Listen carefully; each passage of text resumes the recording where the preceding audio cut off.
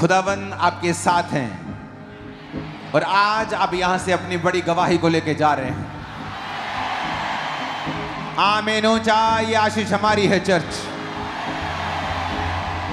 तारीफ करो जितनी हाथों में ताकत है। आज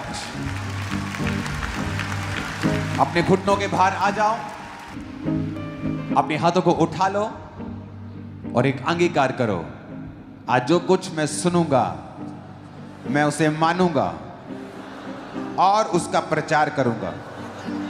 फिर से कहो, आज जो कुछ मैं सुनूंगा मैं उसे मानूंगा और उसका प्रचार करूंगा। आज जो कुछ मैं सुनूंगा, फिर से कहो, मैं उसे मानूंगा और उसका प्रचार करूंगा। Hallelujah, hallelujah. अगर खुश हो इतनी तारीफ करो शैतान शर्मिंदा हो जाए। हालेलुया।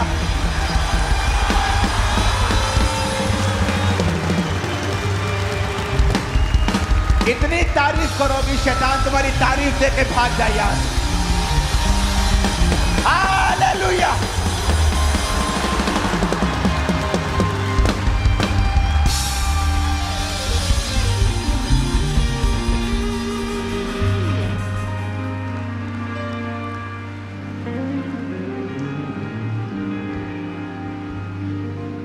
खुश हो के नहीं? खुश हो के नहीं?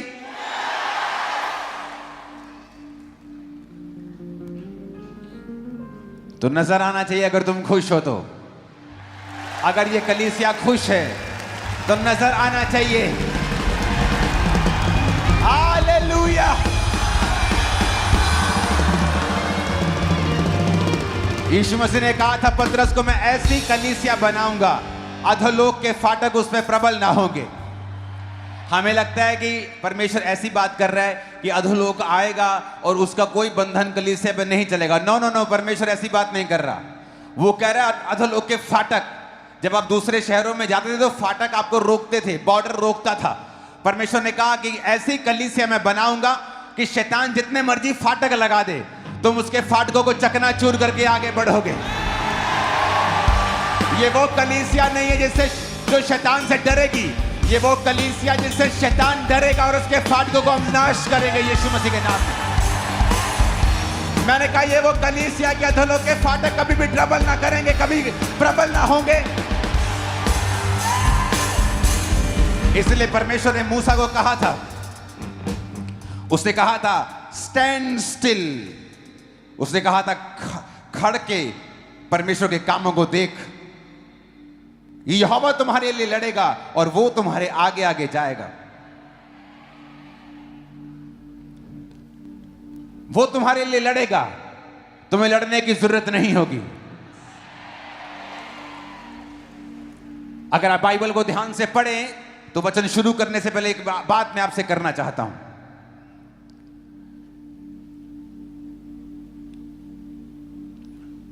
भजन संहिता 110 उसकी एक आयत में लिखा है, मेरे प्रभु से यहोवा की वाणी यह है, तू मेरे दाहिने बैठ जब तक तेरे शत्रुओं को मैं तेरे चरणों की चौकी ना कर दूं। लूका 22:69 में लिखा है, अब से मनुष्य के पुत्र को सर्वशक्तिमान की और दाहिनी ओर वो बैठा रहेगा। प्रभु यीशु मसीह उनसे बातें करने के बाद स्वर्ग पर उठा लिया गया। मरकुस 16 उसकी 19 आयत, और परमेश्वर की दाहिनी ओर बैठ गया। पहला पतरस 3 उसकी 22 में लिखा है, वो स्वर्ग पर जाकर परमेश्वर की दाहिनी ओर बैठ गया। आप जब भी यीशु मसीह को देखेंगे, आप देखेंगे वचन में, हमेशा वचन ने यह कहा है कि यीशु मसीह परमेश्वर की दाहिनी ओर बैठा है। अलग अलग जगह पे पुराने नियम में दाऊद ने कहा, नए नियम में पतरस ने कहा, यीशु मसीह ने खुद कहा कि वो परमेश्वर की दाहिनी ओर बैठा है। लेकिन जब आप प्रेरितों के काम में पढ़ते हैं, उसकी 7 बाब में उसकी 54 से 60 आयत में लिखा, जब वो स्तिफनुस प्रचार कर रहा था तो वो बातें सुनकर जल गए और उस पर दांत पीसने लगे। परंतु उसने पवित्र आत्मा से परिपूर्ण होकर स्वर्ग की ओर देखा और परमेश्वर की महिमा को और यीशु को परमेश्वर के दाहिनी ओर खड़ा हुआ देखकर कहा, मैं स्वर्ग को खुला हुआ और मनुष्य के पुत्र को परमेश्वर के दाहिनी ओर खड़ा हुआ देखता हूं। तब उन्होंने बड़े शब्द से चिल्लाकर कान बंद कर लिए और एक साथ उस पर झपटे। यहां पर वचन कहता है कि परमेश्वर को, यीशु मसीह को स्तिफनुस के द्वारा परमेश्वर के दाहिनी ओर खड़ा हुआ देखा गया, जो कि वचन कहता है कि वो बैठा हुआ था। हर जगह उसको बैठा हुआ दिखाया गया बाइबल में। लेकिन जब स्तिफनुस को पत्थरवाह किया जा रहा था और वो शहीदी प्राप्त करने को था, तो वचन कहता है कि वो परमेश्वर की दाहिनी ओर जब उसने देखा तो यीशु मसीह को खड़ा हुआ देखा। क्योंकि वचन ये भी कहता है कि यीशु मसीह मेरा और आपका वकील भी है, वो हमारा लॉयर भी है। जब वो आपकी लाइफ पर किसी मुसीबत को देखता है तो आपके केस को डिफेंड करने के लिए वो खड़ा होता है। आज मैं आपकी लाइफ के लिए यीशु मसीह को खड़ा हुआ देख रहा हूं, और वो आपकी लाइफ का हर एक केस खड़ा हुआ मैं हल करता हुआ देख रहा हूं, उसको यीशु मसीह के सामर्थ्य नाम में। आप सोच रहे हैं कि आप एक आम व्यक्ति हैं, तो मैं आपको बताना चाहता हूं, स्तिफनुस कोई प्रेरित नहीं था, एक खाना बनाने वाला व्यक्ति था। चर्च में उसको खाना बनाने के लिए चुना गया था। पवित्र आत्मा से परिपूर्ण हुआ और उसने प्रचार किया। और बाइबल कहती जब उसको पत्थरवाह किया जा रहा था तो उसने कहा परमेश्वर मेरी आत्मा को ग्रहण कर। हो सकता वो पौलुस की तरह कहता कि मैं अब मरने के लिए अभी तैयार नहीं हूं, मुझे प्रचार करना है, तो वो ना मरता। लेकिन उसने कहा परमेश्वर मैं आने के लिए तैयार हूं। उसने परमेश्वर को दाहिनी ओर खड़े हुए देखा। तो मैं आपको बताना चाहता हूं, वो आपका वकील आपके लिए खड़ा रहता है हर वक्त। जब कोर्ट में जज और दूसरे पक्ष आपके खिलाफ मुकदमा करता है तो जज बैठा रहता है और आपका वकील जज के सामने खड़ा रहता है। मैं जीसस को आपके लिए खड़ा हुआ देख रहा हूं, और आपकी लाइफ का हर वो मसला जो शर्मिंदगी को दे रहा है आपको, यीशु मसीह उस शर्मिंदगी को ना। बाइबल में लिखा है परमेश्वर के घर में किसी का पक्षपात नहीं है। जब परमेश्वर ने स्तिफनुस के दिल को खुला हुआ देखा और स्तिफनुस को अपने नाम के लिए सताया हुआ देखा तो वो खड़ा हो गया। जब लोग आपको परमेश्वर के नाम के लिए सताएंगे तो याद रखना जीसस आपके लिए बैठा नहीं है, वो खड़ा हुआ है आप लोगों के लिए स्पेशली, और आपकी लाइफ में वो बड़ा काम करने जा रहा है। मैं आपको फिर से प्रोफेसी कर रहा हूं, आप उस वकील को जो इस दुनिया का सबसे महंगा और सबसे कीमती लेकिन आपके लिए फ्री वकील है। सुप्रीम कोर्ट के किसी वकील को अच्छे को मिलना हो तो पहले दूसरे वकीलों को करना पड़ता है उनसे मिलने के लिए। 25-50 लाख रुपए एक हेयरिंग का खर्चा देना पड़ता है। वकीलों की वैल्यू समझ आ जाती है लोगों को सुप्रीम कोर्ट जाके। इमेजिन करो जीसस क्राइस्ट किस लेवल का वकील होगा, वो किस लेवल का सामर्थी परमेश्वर हमारा वकील होगा जो आपके लिए अवेलेबल है। और मैं आपको खुशखबरी दे रहा हूं, अगर आप जीसस के बच्चे, वो आपके लिए खड़ा भी रहेगा और वो आपके लिए खड़ा भी है। आमीन। ऊंचा चाहिए चर्च। जीसस को मालूम था कि स्तिफनुस मेरे पास आने के लिए तैयार है और वो रेडी था खड़ा होकर उसका वेलकम करने के लिए। मैं आपको बता रहा हूं, आप में से बहुत से लोग हैं जो रूहों को बचाएंगे, आप में से बहुत से लोग हैं जो समाचार का प्रचार करेंगे, और जब आप हेवन जाएंगे, हेवन आपका वेलकम कर रहा होगा। जीसस स्टैंडिंग ओवेशन के साथ आपको मिल रहे होंगे। मैंने कहा यीशु मसीह खड़े होकर तालियों के साथ आपका स्वागत करेंगे जब आप स्वर्ग में जाएंगे।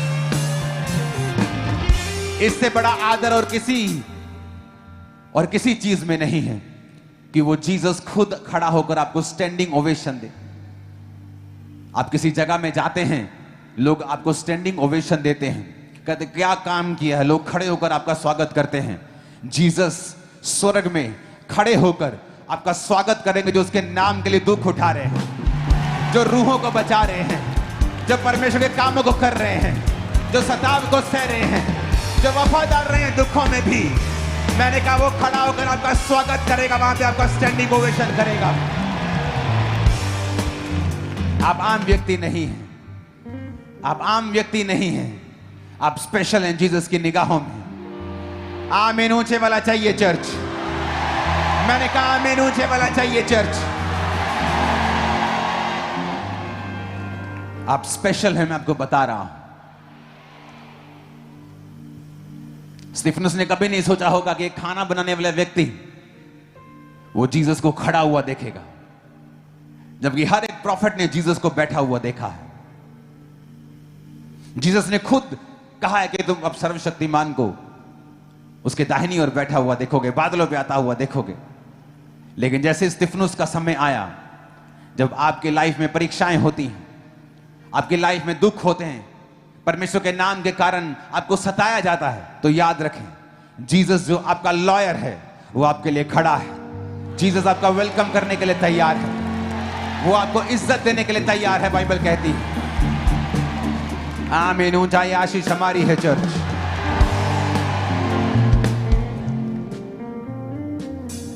यीशु मसीह ने जो लाइफ हमारे लिए सोची है, जो इमेजिनेशन वो हमारे लिए करता है, आप अपने बच्चों के लिए इमेजिन करते हैं। जब वो छोटे होते आप इमेजिन करते हैं ये बड़ा होकर पास्टर बनेगा, या बड़ा होकर डॉक्टर बनेगा, जो भी आप इमेजिन करते हैं अपने बच्चों के लिए। मैं जब ये बड़ा होगा मैं इसे एक अच्छा व्यक्ति, अच्छी औरत के रूप में देखना चाहता हूं। आप इमेजिन करते हैं अपने बच्चों के लिए। वचन कहता है जो इमेजिनेशन परमेश्वर तुम्हारे लिए करता है, जो कल्पनाएं परमेश्वर तुम्हारे लिए करता है, वो तुम्हारी लाभ के लिए है, हानि के लिए नहीं। जो परमेश्वर तुम्हारे लिए सोचता है कि मैं अपने बच्चे को आने वाले 10 सालों में यहां देखना चाहता हूं, आने वाले 15 सालों में यहां देखना चाहता हूं, फ्यूचर में मैं इसको यहां देखना चाहता हूं। बाइबल कहती है वो कल्पनाएं, वो योजनाएं जो यहोवा तुम्हारे विषय में करता है, वो तुम्हारी लाभ के लिए, हानि के लिए नहीं। आपको लगता है कि क्या परमेश्वर आपको जानता है? आप एक गरीब फैमिली से हैं, आप बहुत ही दुखी हैं, लेकिन बाइबल कहती है वो स्तिफनुस को जानता ही नहीं था, बल्कि उसके लिए खड़ा था। सर्वशक्तिमान परमेश्वर खुद अपनी सीट पर खड़ा था, बैठा नहीं था। वो बैठकर नहीं देख रहा था, वो खड़ा होकर देख रहा था। एक व्यक्ति के लिए आज जब वैज्ञानिक स्टडी करते हैं और दुनिया को खोज रहे हैं और यूनिवर्स को खोज रहे हैं, तो क्या पा रहे हैं कि यूनिवर्स इतना बड़ा है, मल्टी यूनिवर्स आगे के आगे इतना बड़ा है कि धरती एक मिट्टी के कण के भी बराबर नहीं है पूरे यूनिवर्स के मुकाबले में। जिसने इतनी बड़ी दुनिया बनाई है, वो एक व्यक्ति के लिए अपनी सीट पे, अपने सिंहासन पे बैठा नहीं रहा, वो खड़ा रहा। वो बार बार आपको साबित करता है कि वो आपसे प्रेम करता है। उसने आपके लिए जान दी, उसको जान देने की जरूरत नहीं थी। वो शैतान को पनिश कर सकता था, लेकिन बाइबल कहती वो तुम्हारे लिए ही पृथ्वी पर आया, कि तुम ना कहो कि परमेश्वर ने इंसान बनाकर बुरा किया। परमेश्वर क्या जाने इंसान की मुसीबतें, वो खुद इंसान बना। मनुष्य के बीज से नहीं जन्मा, कुंवारी के बीज से जन्मा, क्योंकि वो पवित्र परमेश्वर है। उसे धरती पर आने के लिए एक गर्भ के जरिए ही आना था, ताकि वो नेचुरल बर्थ हो, लेकिन मनुष्य के बीज से नहीं आना था, ताकि वो सुपर बर्थ भी हो। इसलिए उसे मनुष्य का पुत्र भी कहा जाता है और परमेश्वर का पुत्र भी कहा जाता है। वो मनुष्य का पुत्र था अपनी मां से, और परमेश्वर का पुत्र था अपने स्वर्गीय पिता से। हालेलुया।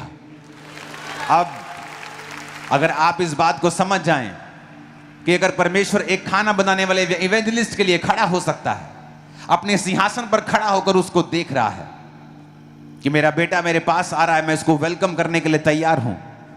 या आपकी लाइफ में जब कोई मुसीबत होती है, आपकी लाइफ में कोई परीक्षा होती है, जीसस को सब मालूम होता है, और वो देखता है, और वो खड़ा होकर देखता है। कई बार वो परमेश्वर आपसे इतना प्यार करता है।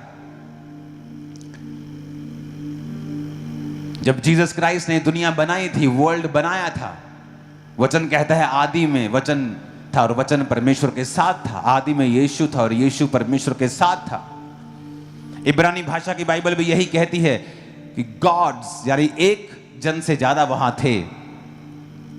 परमेश्वर, यीशु मसीह, पवित्र आत्मा। तो परमेश्वर ने कहा उजाला हो जाए, तो लिखा वचन के बिना कुछ भी उत्पत्ति नहीं हुआ। तो वचन ने, यानी जीसस क्राइस्ट के बिना कुछ भी उत्पत्ति नहीं की गई, क्योंकि परमेश्वर को मालूम था कि यही प्रभु, यही जीसस जो मेरी जुबान है, जो मेरा वचन है। आदमी की बोलते ना एक ही जुबान होती, तो परमेश्वर की एक ही जुबान है जिसका नाम जीसस है, कि इस जुबान को मैं धरती पर देहधारी होकर भेजूंगा और ये मनुष्यों के लिए मारा जाएगा। तो इसीलिए उसने पहले से ही इंतजाम कर दिया था कि मैं वचन, मैं जुबान, मैं वचन धरती पर जाऊंगा और लोगों के लिए मारा जाऊंगा। और उसने मनुष्य का अवतार लेकर वो आया, मारा गया। वही परीक्षाएं सही जो आपने सही। वो भूखा रहा 40 दिन 40 रात, उसने भूख को सहा। रोगी रहा, बाइबल कहती है कि जब क्रूस पर उसको लटकाया गया तो लिखा रोग से उसकी जान पहचान थी। बाइबल कहती है उसने सब परीक्षाओं को एक आम आदमी की तरह अपने जीवन पे लिया, लेकिन कभी भी पाप में नहीं गिरा, और उसने शैतान के ऊपर फतह पाई, जीवित स्वर्ग पर गया, पवित्र आत्मा को भेजा, और वही पवित्र आत्मा आज मेरे और आपके बीच में रह के काम कर रहा है, प्रचार कर रहा है, हील कर रहा है, डिलीवर कर रहा है, छुटकारा दे रहा है, छुटकारा दे रहा है। कौन दे रहा है छुटकारा? मैं दे रहा हूं। कोई इंसान किसी को छुटकारा नहीं दे सकता अगर पवित्र आत्मा हमारे बीच में ना हो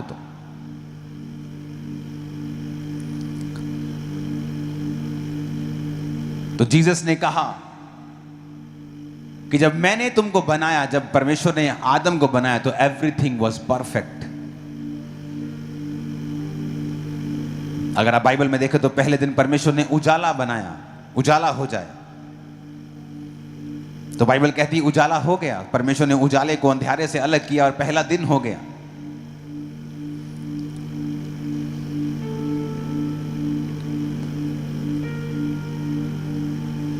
दूसरे दिन परमेश्वर ने पानी को अलग अलग किया, बादलों को और नीचे के पानी को अलग करके आकाश बनाया, तो बाइबल कहती दूसरा दिन हुआ। पेड़ पौधे बनाए, तीसरा दिन हुआ। ज्योतियां बनाई, मछलियां बनाई, इंसान को बनाया, और अंत में सातवें दिन रेस्ट की। और हर वचन के पीछे लिखा है, और जब परमेश्वर ने देखा कि अच्छा है, जब परमेश्वर ने सूखी भूमि को कहा सूखी भूमि दिखाई दे, समुद्र अलग हो जाए, तो परमेश्वर ने कहा अच्छा है। पेड़ पौधे बनाए, उसने कहा अच्छा है। मछलियां बनाई, जीव जंतु बनाए, पक्षी बनाए, और उसने कहा अच्छा है। आदम बनाया, उसने कहा अच्छा। Everything was perfect. लेकिन आज जब आप दुनिया में देखते हैं, क्या सब कुछ परफेक्ट है? नहीं। कोई किसी का रेप कर रहा है, कोई किसी को मार रहा है, कोई किसी के पैसे की चोरी कर रहा है, कोई किसी को धोखा दे रहा है, कोई किसी से झूठ बोल रहा है, कोई दुखी है, कोई डिप्रेशन में है, कोई बीमार है। ये सारे चीजें परमेश्वर ने नहीं बनाई थी, ये उसका मास्टर प्लान नहीं था। आदम के लिए जो भी बनाया गया था इट वॉज गुड। और परमेश्वर ने दो पेड़ बनाए, एक जीवन के वृक्ष को बनाया, एक भले और बुरे के ज्ञान के वृक्ष को बनाया। प्रभु ने कहा भले और बुरे के ज्ञान के वृक्ष को तुम मत खाना, क्योंकि तुम्हें बुरे का ज्ञान लेने की जरूरत नहीं है।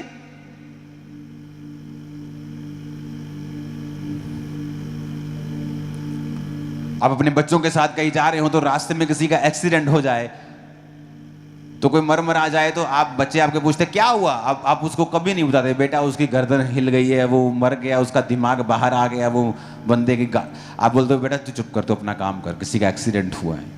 कि तूने बुरे से क्या लेना है, तूने बैड न्यूज से क्या लेना, तू अच्छी अच्छी बातों पे ध्यान दे, जहां हम घूमने जा रहे तो उस पर ध्यान दे, अपनी पढ़ाई पे ध्यान दे।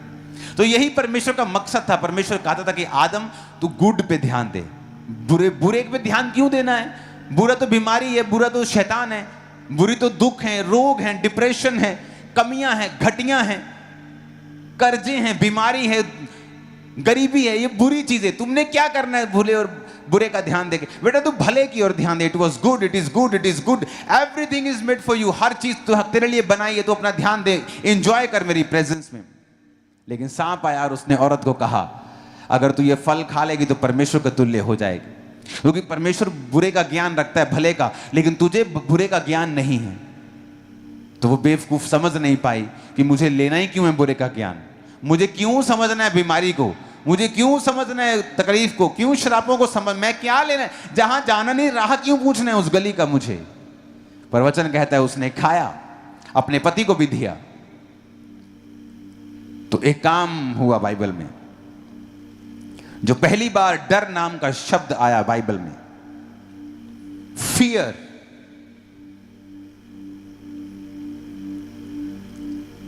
पहले बाइबल में कहीं फियर नहीं था, कोई डर नहीं था, क्योंकि हर चीज अच्छी थी जो परमेश्वर ने बनाई थी।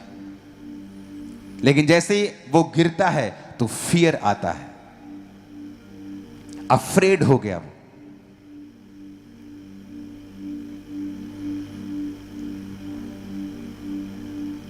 इब्रानी भाषा में लिखा है यारे, मोरली वो डर गया, वो बहुत, क्योंकि अब वो परमेश्वर से दूर हो चुका था।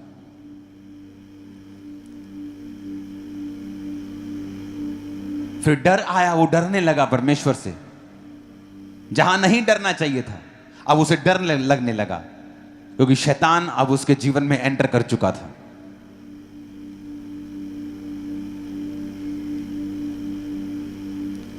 उसके 2 बेटे हुए, पहले बेटे ने दूसरे को मार दिया, मर्डर एंटर किया। पहले मर्डर नहीं था। फिर कैन को भागना पड़ा, भगोड़ा होना पड़ा, और परमेश्वर ने कहा तू मुश्किल रोटी खाएगा, फाइनेंशियल ट्रबल। पास्टर जी मैं ज्यादा मेहनत करता हूं लेकिन फल नहीं। मैं अपनी लाइफ में बहुत मेहनत की लेकिन मैं कहीं खड़ा नहीं हूं। Sign off a cursed life, श्रापित जिंदगी का एक चिन्ह परमेश्वर ने नहीं बनाया, आदम ने चुना उस शराब को। मर्डर फैमिली में आया जब उसने पाप किया। कैन को भागना पड़ा और परमेश्वर ने कहा तू भगोड़ा ठहरेगा, लेकिन तेरे को कोई मार नहीं सकेगा, मैं तुझ पे एक चिन्ह ठहराऊंगा।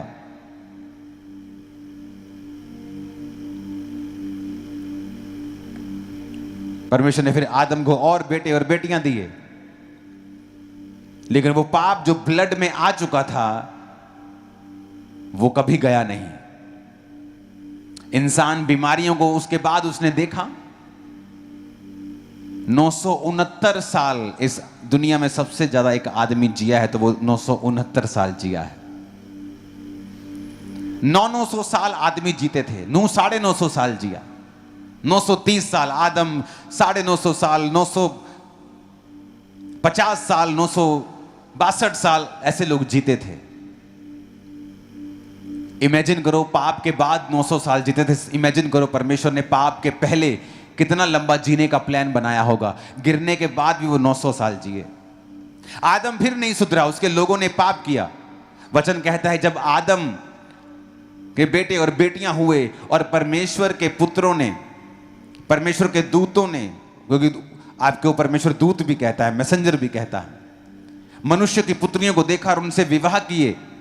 यानी जो कैन का वंशज था, जो अपवित्र वंशज था, उसने पवित्र वंशज को देखा और पवित्र वंशज ने अपवित्र वंशज के साथ विवाह किया। और कैन के बच्चे परमेश्वर के वचन पे नहीं चलते थे, क्योंकि वो भगोड़ा था और परमेश्वर के वचन से हमेशा से दूर रहा, क्योंकि उसकी भेंट को परमेश्वर कबूल नहीं करता था, क्योंकि उसके जीवन में पाप था। और जब देखा परमेश्वर ने कि पापी जाति पवित्र लोगों से शादी कर रही है और पवित्र लोग उसको एक्सेप्ट कर रहे हैं, तो परमेश्वर ने क्या कहा कि अब मेरा आत्मा इंसान से सदा लोभ विवाद ना करेगा, अब मनुष्य की आयु 120 साल की होगी। जब जब इंसान ने पाप किया परमेश्वर ने उसको घटाया। पहले वो पता नहीं कितने साल जीने के लिए बनाया गया था, परमेश्वर ने 900 साल कर दी उम्र, 1000 साल से थोड़ा कम कर दिया। फिर उसने फिर पाप किया, परमेश्वर ने 120 पे कर दिया। आज इंसान 120 साल भी नहीं जी रहा है। दिखाओ मेरे को कहां 120 साल जी रहा है। 1% लोग भी 120 तक नहीं पहुंचते हैं। क्यों? क्योंकि पाप और बड़ा है। पहले ऐसा नहीं था, लेकिन बाइबल एक बात कहती है, जब आप जीसस को अपना उद्धारकर्ता ग्रहण करते हैं, जब आप यीशु मसीह को अपना उद्धारकर्ता ग्रहण करते हैं, स्पिरिचुअली आप उसी प्लेस पर चले जाते हैं जहां आदम था पाप से पहले, उससे भी बेटर प्लेस के ऊपर। आप उसी जगह पे चले जाते हैं जहां आदम था पाप में गिरने से पहले। मूसा वहां नहीं जा सकता था, उस जगह के ऊपर, उस स्थान के ऊपर। वचन कहता है कि परिपूर्णता, अनुग्रह, सब सच्चाइयां यीशु मसीह के आने के बाद परमेश्वर के लोगों पर जाहिर की गई हैं।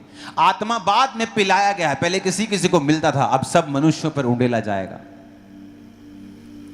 आज जब एक विश्वासी इस बात को समझ जाए कि पाप की वजह से मुसीबतें, डिप्रेशन, बीमारियां, गिरना, हर एक गंदी चीज, हर एक बुरे का ज्ञान पाप की वजह से आया है, और यही गुड न्यूज़ है।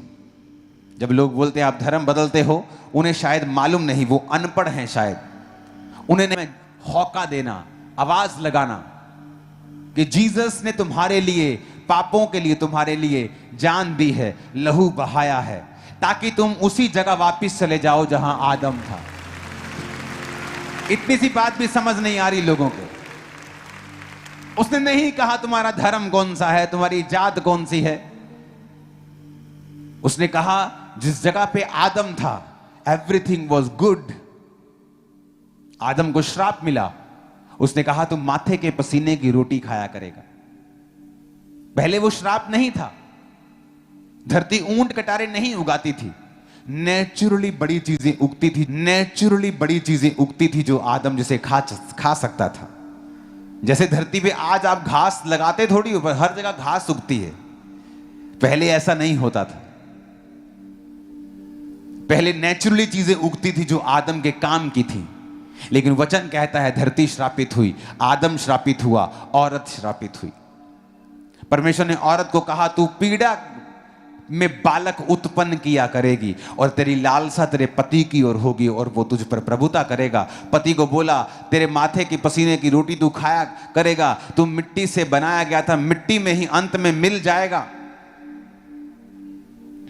आज जो इंसान सफर कर रहा है, हार्ड मेहनत कर रहा है, मेहनत हम भी करते हैं, लेकिन जितनी हम करते हैं हमारा फल उससे कहीं अधिक ज्यादा है। मेहनत करने को प्रॉब्लम नहीं है, पर वचन कहता है कि तुम जितनी मेहनत करते हो उतना खाते नहीं हो। वचन कहता है कि एक पूरे खेत से सिर्फ 10 लीटर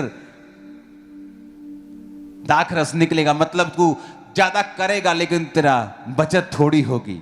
यह कर्ज की निशानी है। और जब एक विश्वासी अपने परमेश्वर के वचन को पहचान जाता है कि यीशु मसीह ने इस कर्ज को ब्रेक किया है, जो काठ पे लटकाया जाता है वो श्रापित है, ताकि वो हमारे श्राप को तोड़ सके। यही गुड न्यूज है कि जब आप जीसस क्राइस्ट को अपना उद्धारकर्ता मानते हैं, यीशु मसीह को बिलीव करते हैं, आप टेक्निकली स्पिरिचुअली उसी जगह पे पहुंच जाते हैं जिस जगह पे आदम था। आप एवरीथिंग जो आपकी लाइफ में वो गुड होना शुरू होता है। आप जैसे जैसे वचन को समझते जाते हैं और अपनी पोजीशन को समझते जाते हैं, आपकी लाइफ में बेटर आपकी लाइफ होनी शुरू होती है। आप देखते हैं कि आप उस तरह से मेहनत, वो फालतू की मेहनत, वो फालतू का झंझट आपकी लाइफ से परमेश्वर कम करता जाता है जैसे जैसे आप परमेश्वर के करीब जाते जाते हैं।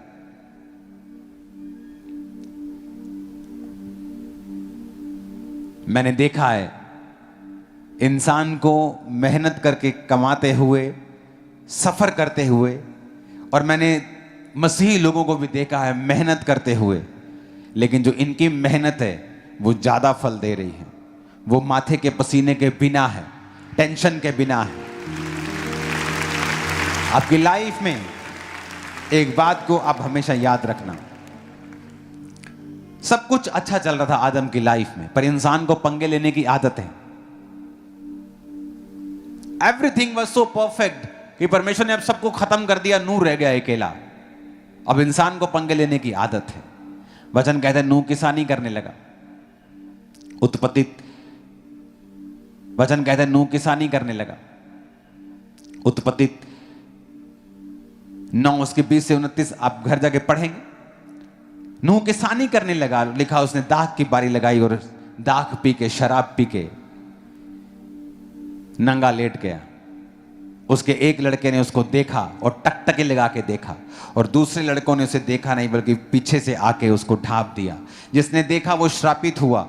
और अंत में परमेश्वर ने जो अब्राहम से कहा था मैं कनान देश तुझको दूंगा, वो वही कनानी थे जो उस बेटे के कनान के वंश से। अगर आप बाइबल ध्यान से पढ़े तो एक छोटे से पाप ने आदम के जीवन में बड़ा काम किया और परमेश्वर से दूर कर दिया, और यही पाप अब नूह के बच्चे के लाइफ में किया और उसने अपने पूरे वंश को श्रापित कर दिया। पाप बहुत चीजें करता है जो आपकी लाइफ में होती हैं।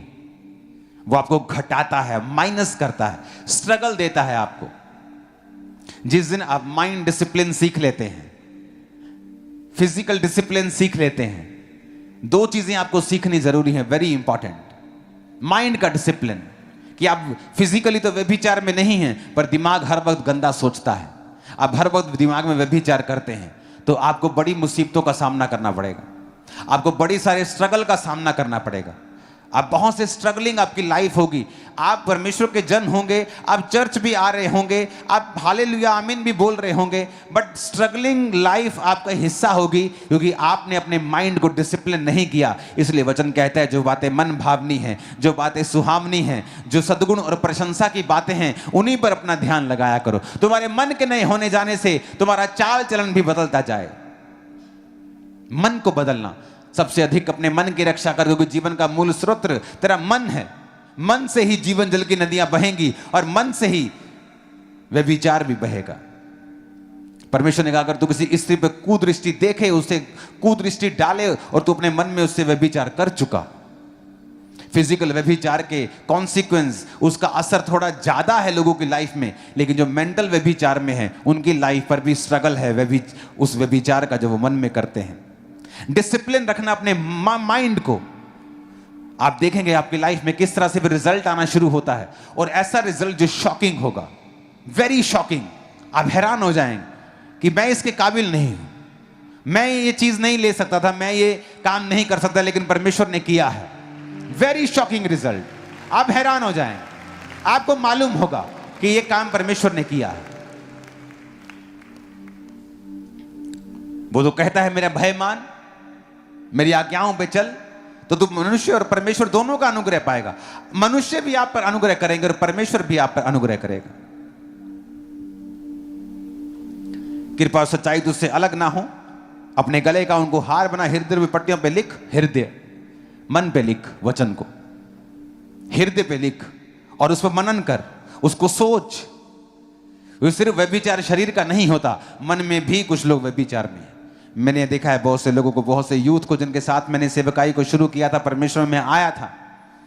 कुछ तो शारीरिक रूप से व्यभिचारी थे, लेकिन कुछ शारीरिक रूप से व्यभिचारी नहीं थे और मन से व्यभिचारी थे, और उन्होंने स्ट्रगल किया अपनी लाइफ में। और मेरे को तब आंसर नहीं मालूम थे कि अगर ये व्यभिचार में है और ये स्ट्रगल कर रहा है तो ये क्यों स्ट्रगल कर रहा है, ये तो व्यभिचार में नहीं है। पर आप मन से व्यभिचार करेंगे सारा दिन तो is equal to, not fully equal, लेकिन वो तकरीबन वहीं पहुंच जाएगा जो आप शारीरिक व्यभिचार में। क्योंकि बाइबल कहती है जैसा आप मन में सोचते हैं आप वैसे बन जाते हैं। अगर आपका माइंड डिसिप्लिन में है, आपने माइंड को डिसिप्लिन किया हुआ है, आप क्या सोचेंगे आप डिसाइड करेंगे। आज किस चीज पे मन लगाएंगे आप डिसाइड करेंगे। आज आप क्यों डिसाइड नहीं कर पा रहे हैं, आज क्यों आप डिसिप्लिन नहीं कर पा रहे हैं। जीसस ने जो आपके लिए पोजीशन तय की है आदम की, आप क्यों उसका फायदा नहीं ले पा रहे हैं? बिकॉज आप परमेश्वर की प्रेजेंस में बैठते नहीं हैं। जिस दिन आप रोज कभी ये नोटिस करके देखना, जब भी आप प्रार्थना करने के लिए बैठो, 2.5-3 घंटे लगातार बैठो परमेश्वर की प्रेजेंस में, कभी नोटिस करके देखो। जो वचन मैं आपको सिखा रहा हूं ये प्रैक्टिकल आपको मैं लाइफ कोचिंग दे रहा हूं। आप कभी प्रार्थना में बैठें तो 2.5-3 घंटे लगातार बैठ कर देखें, वर्शिप से शुरुआत करें जिस तरह आपको बताया गया था। थैंक्स गिविंग करें परमेश्वर का, कुड़कुड़ाए नहीं, मरमर ना करें परमेश्वर के सामने। बैठें, वर्शिप करें, प्रार्थना करें, बाइबल पढ़ें, फिर प्रार्थना करें। 2.5 घंटे बैठकर देखें, आप देखेंगे स्ट्रगल बिल्कुल गायब हो जाएगा। आप देखेंगे, नोटिस करें।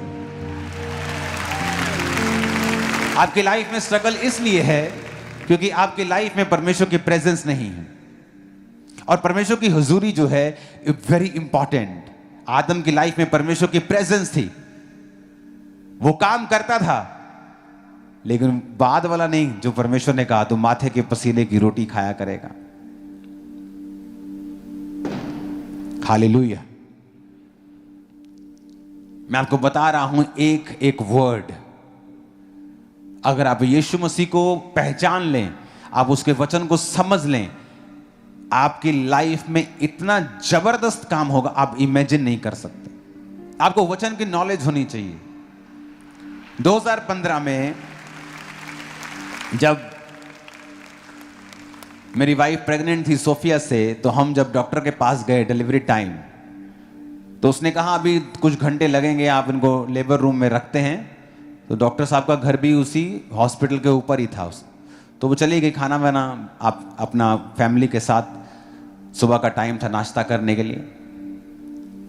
तो उसे मालूम था कि अभी 6-7 घंटे 8 घंटे लगेंगे।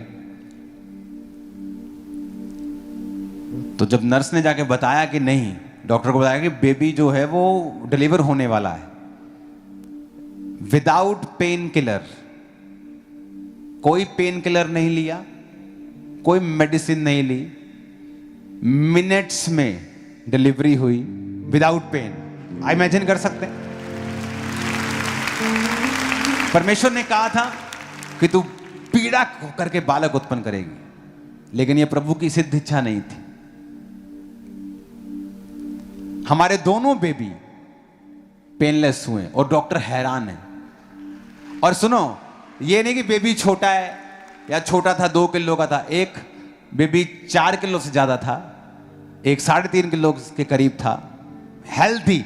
जब बेबी होता था तो ऐसा लगता नहीं था कि अभी हूं, ऐसा लगता कि महीना डेढ़ महीने था बेबी। आंखें खोलियां पूरियां, ऐसे आंखें खुली पूरा अलर्ट। मैं आपको एक चीज बता रहा हूं, एवरी डे जब मैं उस हॉस्पिटल में था तो उनको मालूम था कि ये परमेश्वर का दास है, तो मैं तब भी वहां डिलीवरी रूम का ओ प्रभु जी, ओ कुछ नहीं कर रहा था। मैं ऊपर अपना एक कमरा ले लिया था मैंने प्रार्थना करने के लिए, और मैं रूम में प्रेयर कर रहा था। और जस्ट प्रेयर कर रहा था मैं। आपको आदत नहीं है कि परमेश्वर आपके लिए फाइट करे, आपको आदत है खुद फाइट करने की। आप परमेश्वर को आगे नहीं करते हो।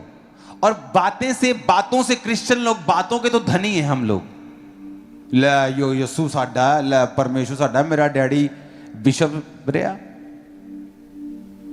हो सकता है परमेश्वर तुम्हें जानता भी ना हो। क्यों? क्योंकि तुम बातों से नहीं, तुम उसके साथ जो समय बिताते हो रोज, उससे जाने जाते हो। एवरी डे तुम परमेश्वर के साथ टाइम स्पेंड करोगे, एवरी डे, रोज। तुम क्या नोटिस करोगे कि परमेश्वर ने जो आदम के कर्ज थे उन्हें खत्म कर दिया। हार्ड मेहनत का कर्ज खत्म कर दिया। आपकी लाइफ को वो इजी करेगा, फाइनेंस को इजी करेगा, शरीर को वो इजी करेगा, श्रापों को खत्म करेगा। आप देखोगे कि वो कर्ज आपकी लाइफ का हिस्सा नहीं है।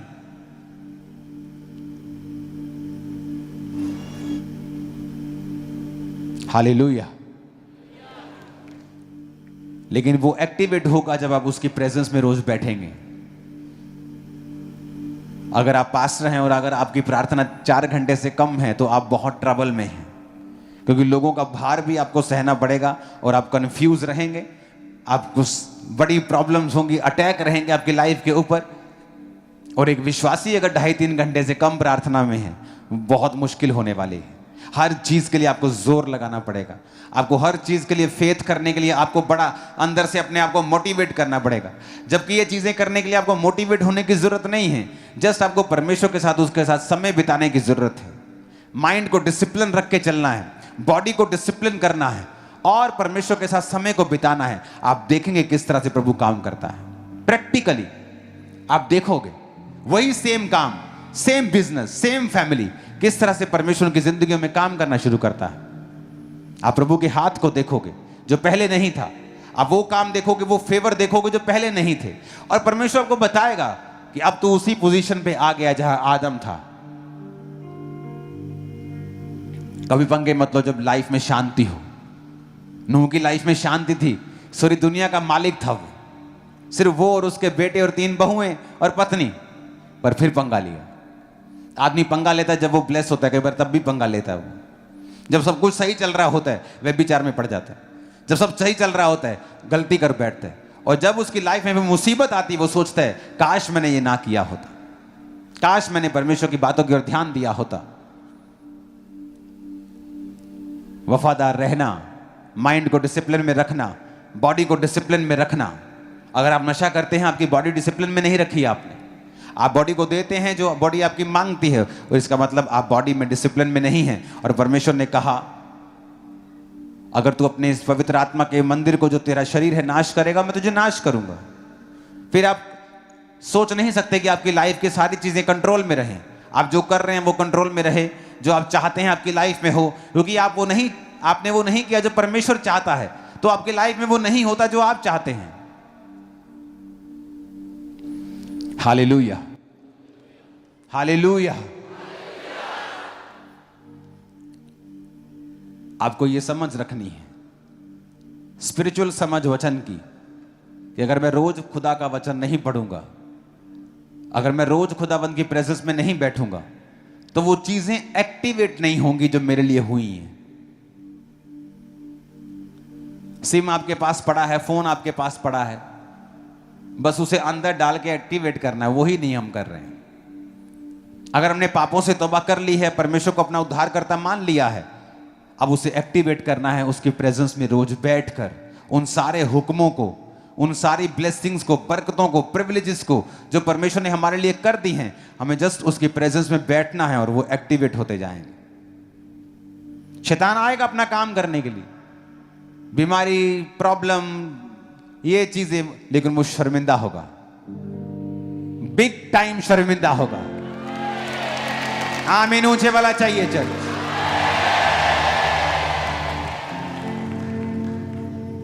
हालेलुया।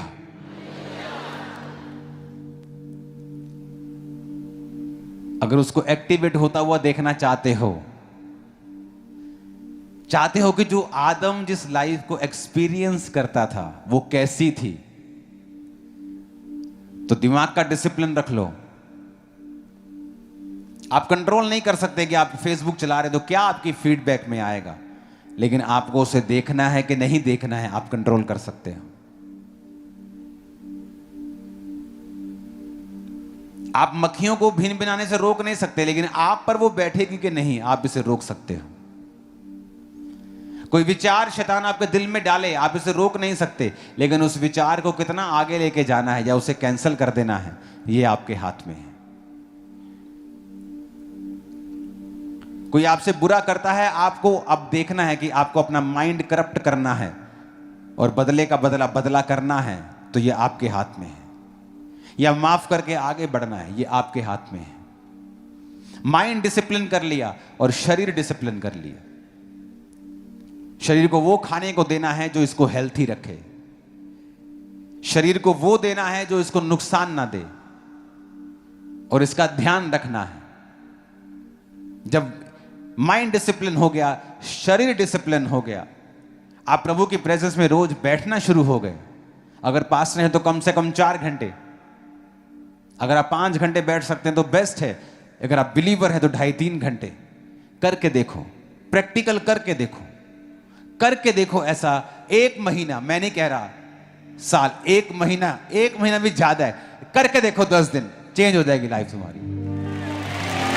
10 दिन करके देखो, तुम्हें 10 दिन में समझ आ जाएगा। 10 दिन में, इन 10 डेज तुम्हें समझ आ जाएगा।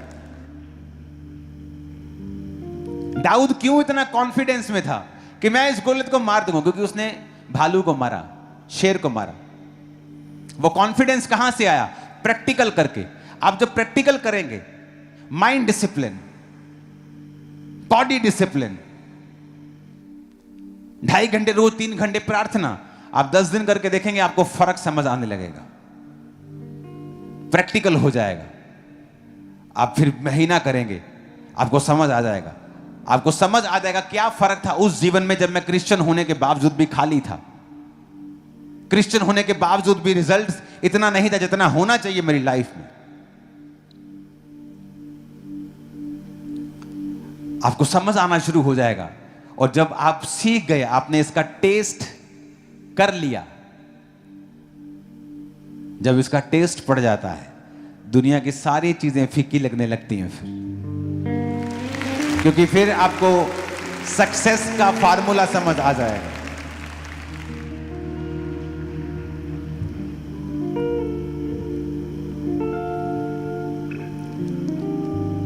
आज जब आप बहुत अधिक बढ़ जाते हैं, बहुत अधिक आप फैल जाते हैं, तो आप नोटिस करते हैं कि आप हर चीज को कंट्रोल नहीं कर सकते।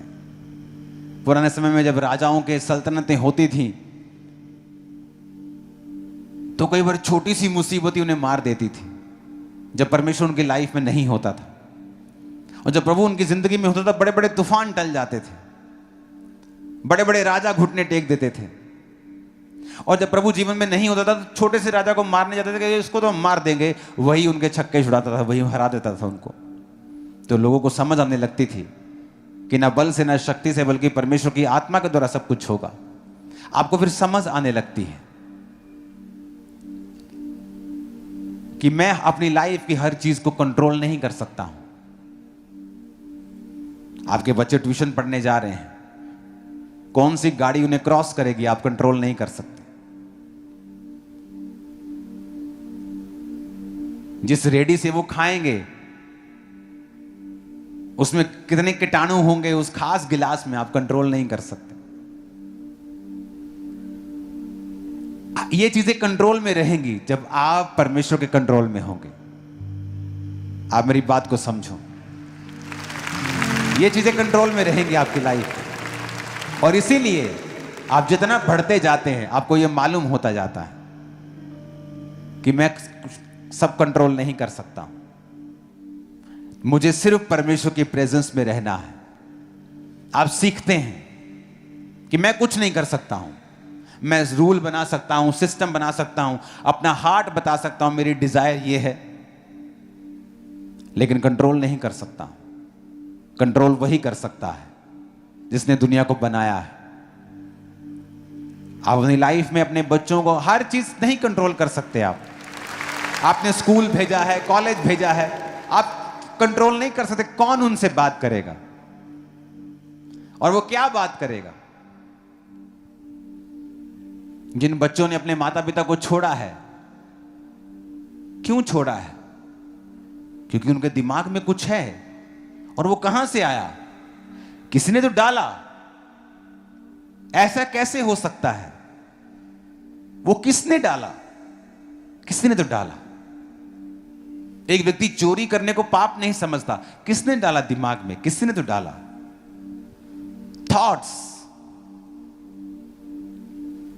मैं लोगों को बोलता हूं, आपके बच्चे विनाश से एक कदम दूर हैं अगर आपको यह मालूम नहीं कि उनके दोस्त कौन हैं। क्योंकि जिस दिन वो अपना थॉट इंपार्ट करेंगे और आपके बच्चे को यह नहीं पता कि मुझे इसे कैंसिल करना है, इस सोच को, इस थॉट को, आप गए।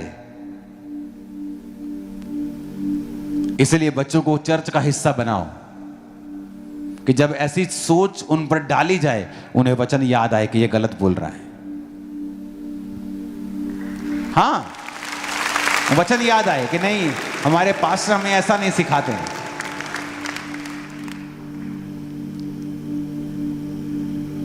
आज फॉरेन में चले जाओ तो टीचर्स माता पिता से बच्चों को इमोशनली अलग करने की कोशिश करते हैं। बच्चों को ऐसा सिखाया जाता है कि they are just your caretaker, you tell us if you have any problem. अगर तुम्हें बुली करते हैं, तुम्हारे डैडी तुम्हें डांटते हैं, तुम्हें ऐसे भी किया तो तू कॉल कर हमें। इमेजिन, बच्चों को समझाया जाता है ऐसा। वो रूल तो शायद उनकी बेहतरी के लिए किया गया होगा कि कोई माता पिता बीट ना करे, उनको अब्यूज ना करे, लेकिन वो कब मिस यूज शैतान करने लगा। लेकिन अगर वो बच्चे बिब्लिकल वैल्यूज में बढ़ते हैं, वो कभी ऐसा नहीं करेंगे। तो सब कुछ परमेश्वर के हाथों में है। अगर आप अपना पार्ट प्ले करें, प्रभु की प्रेजेंस में रोज बैठें, माइंड डिसिप्लिन करें, शरीर को डिसिप्लिन करें, रोज परमेश्वर की हुजूरी में समय को बिताएं, आपको रोने की जरूरत नहीं पड़ेगी। गवाहियां आपको अजीब नहीं लगेंगी। आपको मालूम है, हां ये गवाही मैं ले सकता हूं, मुझे मालूम है कैसे लेनी है। आपको कुछ भी शॉकिंग नहीं लगेगा, अच्छा ऐसे तो हो ही नहीं सकता। आपको मालूम है ये हो सकता है, मुझे तरीका पता है कैसे, मुझे बताया गया है। दिमाग को डिसिप्लिन रखना है, शरीर को डिसिप्लिन रखना है और रोज खुदा की प्रेजेंस में बैठना है, सब एक्टिवेट हो जाएगा। तैयार हो? तैयार हो? मैंने कहा